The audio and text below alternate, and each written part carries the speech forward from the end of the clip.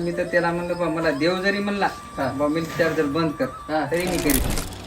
माणसात काय झालं, गावात म्हशीचं सड गेलं.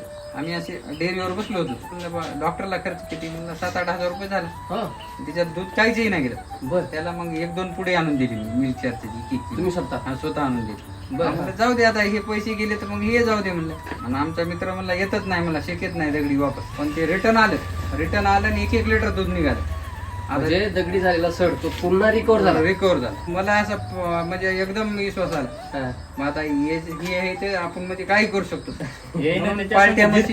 जीत पाडली त्याला. म्हणलं बा म्हशीचं जर सड वापस आलं, म्हशी सड आलं तर तुम्हाला वर्षभर तेवढे पैसे मिल्क चार्जरची पैसे द्यायचे. आणि नाही जर आलं तुझ्या म्हशीला जेवढं लागते तेवढं मी देतो. आता साहेब हे तर लांबच राहिले, पण एक आपल्या म्हशी आल्यामुळं आपल्याला एक अनुभव आला.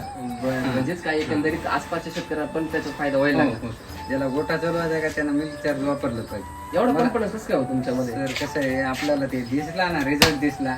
मी तर त्याला म्हणलं बा मला देव जरी म्हणला बा मिल्क चार्जर बंद कर तरी मी करीत नाही. स्वतः यायला सुद्धा मी येता जाता जे भेटल त्याला काय, आपण काय कंपनीचा माणूस नाही. पण एक आपला फायदा झाला दुसऱ्याचा हो, हे तुला मी सगळ्याला सांगत राहतो. यांची एचएफ गाय आहे. पहिल्यांदा यांनी सांगितलं बा एचएफ गाय म्हणजे 4 सड पूर्ण हे झाले दगडी. यांनी त्यांना सांगितलं तू काय करून दे, एकदा जाऊन वापर. त्यांनी आले, त्यांना अॅनिमल हेल्थ चार्जर आणि मिल्क चार्जरची बकेट दिली. अॅनिमल हेल्थ 2 चारले आणि मिल्क चार्जर बकेट एक चारले. पूर्ण क्लिअर गाय झाली. पूर्ण म्हणजे सड पूर्ण चालू झाली सगळं.